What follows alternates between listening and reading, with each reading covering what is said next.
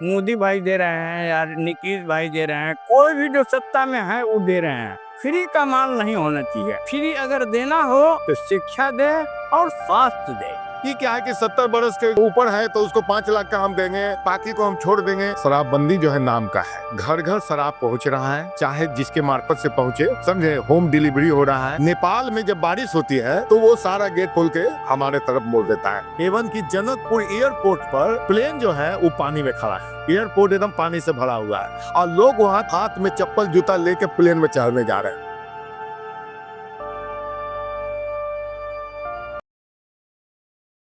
आजकल जो प्रथा चल गया है कि हम फलाना दान देंगे, 1100 रुपया महीना देंगे, 4 किलो अनाज देंगे, कोई कहते हैं कि हम 30,000 महीना देंगे। इसका मतलब है कि हमारे हिंदुस्तान के सारे लोगों को अपाहिज बना देना है। ये प्रथा नहीं होना चाहिए, चाहे जो भी पार्टी हो। लेकिन जो फ्री का कोई भी सामान तो नहीं मिलना चाहिए। मिलने से आदमी अपाहिज हो जाएगा। जब अपाहिज हो जाएगा तो कोई काम करना नहीं चाहेगा। अरे हमको मुफ्त का बिजली मिल रहा है, मुफ्त का खाना मिल रहा है, मुफ्त का 1100 रुपया मिल रहा है, तो काहे जाएंगे हम काम करने के लिए। ये वो लोकल कहावत है कि खुदा दे खाने को तो काहे जाए कमाने को। बहुत सही। कोई भी चीज किन्हीं के तरफ से भी फ्री नहीं मिलना चाहिए। फ्री का मतलब है कि जनता अपाहिज हो जाएगी एक दिन। उसका राजनीतिक शब्द आजकल मुफ्त की रेवड़ी हो गई। फ्री नहीं होना चाहिए किसी भी पार्टी का भी। मुखिया जी, इस बार जाओ राज को वोट दीजिए। मोदी भाई दे रहे हैं या नीतीश भाई दे रहे हैं, कोई भी जो सत्ता में है वो दे रहे हैं। ये फ्री का माल नहीं होना चाहिए। फ्री अगर देना हो तो शिक्षा दे और स्वास्थ्य दे। ये 2 चीज फ्री का होना चाहिए। बाकी सारे चीजों का आप पैसा लीजिए, फ्री कहा दीजिए। बहुत बहुत सत्य विचार। जनता अपाहिज हो जाएगी। क्या शुभ नाम हो आप? मेरा नाम भुवन से प्रसाद यादव हुआ। भुवनेश्वर प्रसाद यादव जी हमारे साथ थे। देखिए पर हम लोग स्टार्ट नहीं करा, हमने तुरंत कैमरे को वहाँ पर मुड़ा क्योंकि भुवनेश्वर कुमार यादव जी जिन्होंने इतनी अच्छी बात कही। हम लोग पटना के गांधी मैदान में हैं तो बाबूजी यहाँ पर मिले और उनसे हम लोग चर्चा कर रहे थे। स्वास्थ्य और शिक्षा मुफ्त हो तो वो हो, लेकिन बाकी मुफ्त की जो रेवड़ियाँ जो सरकारें बांट रही हैं उस पे काफी इसका आरोप। अपाहिज हो जाएगी, काम नहीं करना चाहेगा। हमारे साथ सुदेश कुमार लाल जी हैं, क्या कहना चाहते हैं अंकुर, क्या मुद्दे हैं इस बार? देखिए, आज का मेन मुद्दा जो है वो बेरोजगारी है, महंगाई है, विधि व्यवस्था है। ये मेन मुद्दा है और इसी मुद्दे को कोई भी सरकार हो, हम किसी सरकार के बारे में हम कोई आक्षेप नहीं लगा रहे, कोई भी सरकार हो, प्राथमिकता सबसे पहले इसी को देना चाहिए।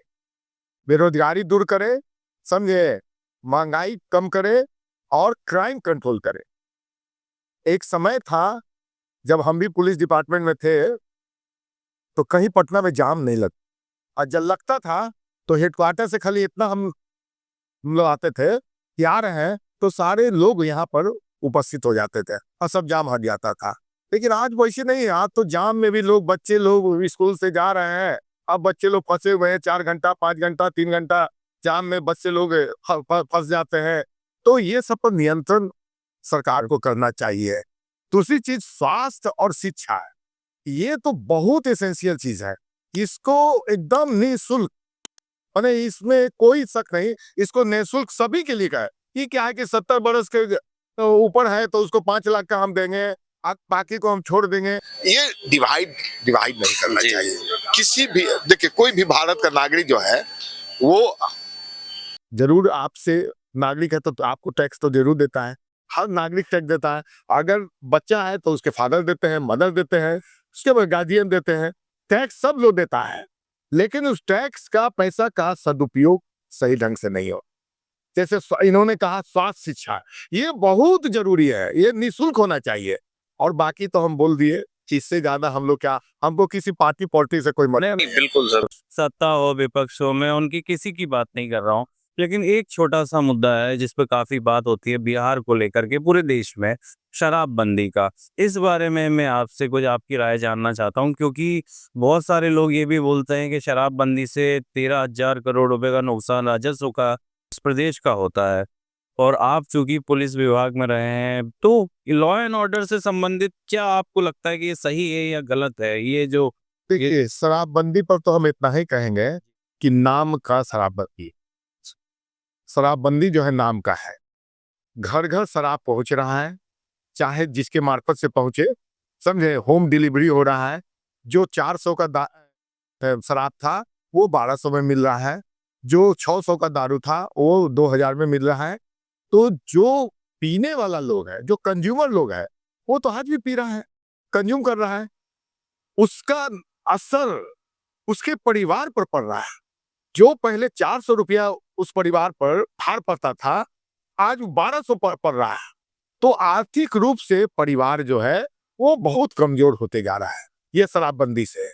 शराबबंदी अच्छी चीज है, लेकिन इसका सही ढंग से अनुपालन ही लग रहा है। सही ढंग से अनुपालन हम तो बता दिया कि सही ढंग से अगर अनुपालन हो तो शराब क्यों बिक रहा है, क्यों होम डिलीवरी इतना इतना पकड़ा रहा है, इतना लोग जेल जा रहे हैं, छूट रहे हैं जेल से। तो ये शराबबंदी तो नाम मात्र का है। ये तो हमको एक तरह से लगता है कि ये राजनीतिक दांवपेच है, कुछ राजनीतिक दांवपेच है शराबबंदी। खराब इससे नुकसान ज्यादा है, फायदा नहीं। बिहार के जो लोग हैं वो पलायन कर रहे हैं। पलायन बड़ी समस्या है बिहार की। रोजगार को लेकर के, शिक्षा को लेकर के तमाम प्रकार के बहुत सारे लोग हैं जो बाहर जाना पड़ता है उन्हें। इस पर हम अच्छा, जी, जी। पलायन को रोकने के लिए सरकार कुछ भी कर ले, नहीं रुकेगा। बस एक काम से रुक सकता है, आप कितनों उसको कहीं कुछ कर दीजिए, मतलब जो पलायन कर रहा है, मजदूर हो कोई भी हो, वो उसको आप कुछ भी कर दीजिए, वो पलायन नहीं रुकेगा। लेकिन एक चीज से रुक सकता है, एग्रीकल्चर को उद्योग का दर्जा दीजिए, एग्रीकल्चर को सबल बनाइए। एग्रीकल्चर जो है वो सारे जड़ जड़ है, माने प्रोग्रेस का सब जड़ है, सब जड़।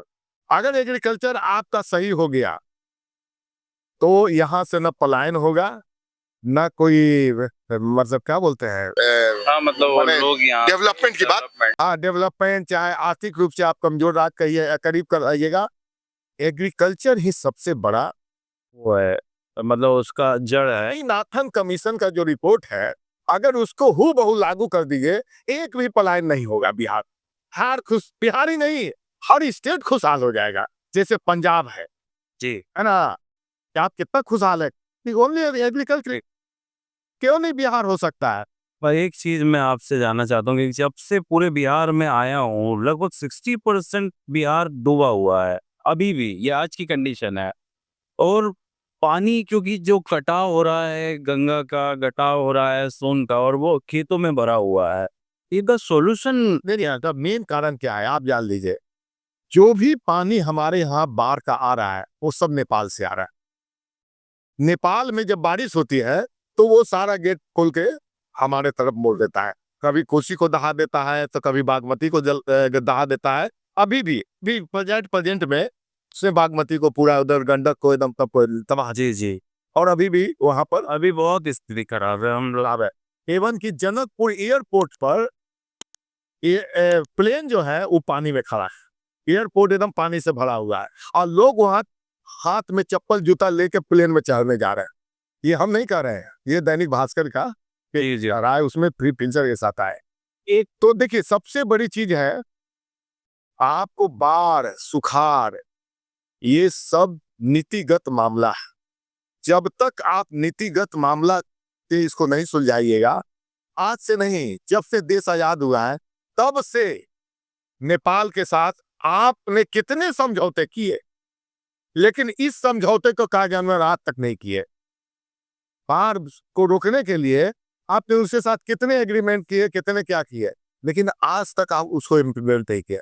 ना बढ़िया बराज बनाए, ना उसका कोई सोल्यूशन निकाले। अरे दोनों देश में इतनी गाढ़ी मित्रता है, तो आप इसको बैठ के सुलझाइए। आप कितना नेपाल को पैसा दिए हुए हैं, दिए हुए हैं, सहायता दिए हुए हैं, तो क्या ये नहीं कर सकता है? सरकार ही नहीं कर सकती है। बाढ़ तो तुरंत रुक जाएगा, लेकिन आप उसके साथ जैसे रेल का एग्रीमेंट करते हैं कि आवागमन बढ़िया हो, जैसे टूरिस्ट बस का करते हैं, तो आप इसको क्यों नहीं कर समझे? ये काफी बड़ी सरकार की समस्या खामी है, बस यही जान लीजिए। चाहेगा सरकार ना बड़ा इसके पेटी से मिल से बना देगा। यहाँ जो सरकारी प्लान होता है वो बाढ़ को देख के नहीं होता, लेकिन हमारे अंग्रेज के टाइम में बाढ़ के देख करके लोग प्लानिंग करते थे। 1975 में यहाँ बाढ़ आया था। दिल्ली से कलकत्ता तक कहीं रेलवे लाइन पर पानी नहीं चढ़ा था। अंग्रेज के टाइम का उस पर पानी नहीं चढ़ा था, वो अंग्रेज का बनाया हुआ था। प्लानिंग वाटर लेवल देख के बनाता था। हाई कोर्ट जो है वो बना हुआ है वाटर लेवल देख के बना है। यहाँ जो प्लानिंग होता है वो वाटर लेवल नहीं देखा जाता। कटिहार से पूर्णिया जो बना है, हल्का बारिश होती है उस पर पानी चढ़ जाता है, रेल बंद। लेकिन कलकत्ता और दिल्ली का रेल कभी बंद नहीं होता है। वाटर लेवल का प्लानिंग देख करके वो लोग बनाया है। वाटर लेवल का काम होना है। यहाँ बहुत बड़ा दिक्कत है कि जो वाटर लेवल नहीं देखते हैं। पुराना जो नया जो जीपीओ बना उस पे 75 में कमर और पानी था, गड्ढे में लोग बना दिए ना। ये सबसे बड़ा चीज है, रेलवे की गवर्नमेंट की कमी है। कोई भी प्लानिंग हो उसको आप वाटर लेवल देखिए। वाटर लेवल लोग देखते हैं। वाटर लेवल को देख करके काम होना चाहिए। जैसा बाहर से पूर्णिया बताया ना, रेलवे इतना है उस पर पानी भर जाता है हर साल। जी